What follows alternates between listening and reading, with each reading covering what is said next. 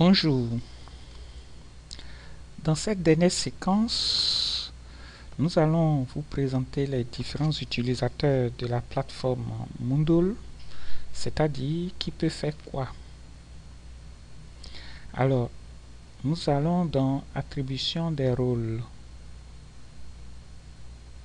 Comme vous le voyez, nous avons différents rôles: administrateur, créateur de cours, formateur, tuteur, stagiaire, visiteur.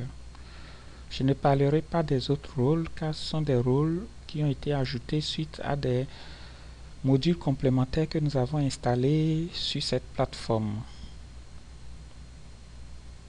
Alors, l'administrateur.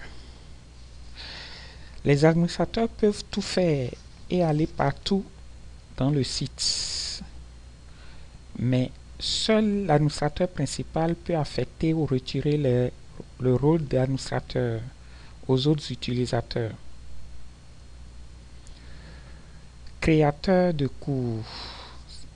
En fait, le créateur de cours, c'est le responsable du cours. Il dispose des droits de l'enseignant. Il peut demander la suppression de son cours.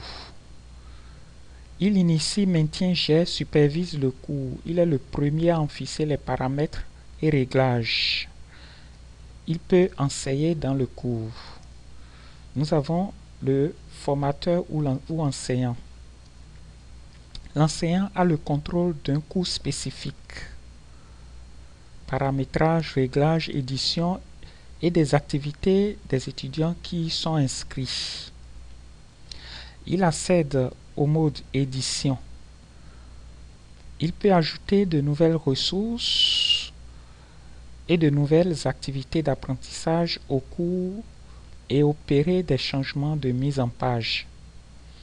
Il accède, tout comme le responsable du cours, à l'ensemble du bloc administration. Il peut notamment inscrire des enseignants, tuteurs, étudiants et invités au cours, attribuer, modifier les rôles à sa convenance, autoriser ou non l'accès des invités au cours, désinscrire manuellement des personnes du cours. Nous avons le tuteur. C'est un enseignant dont les droits ont été limités. Il ne dispose pas des droits d'écriture, mais peut participer au forum. Il ne peut donc pas ajouter de ressources ni d'activités d'apprentissage au cours.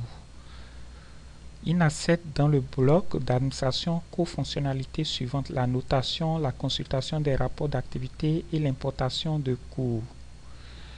Il peut voir et évaluer les activités, devoirs, tests, forums des étudiants.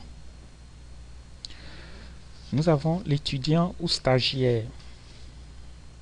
L'étudiant peut consulter les ressources du cours et participer aux activités d'apprentissage. Il n'accède dans le bloc d'administration qu'à ses propres notes et à son profil. L'étudiant peut s'inscrire en ligne à un cours si le paramètre auto-inscription du cours est activé. Enfin, nous avons le visiteur qu'on appelle aussi l'invité.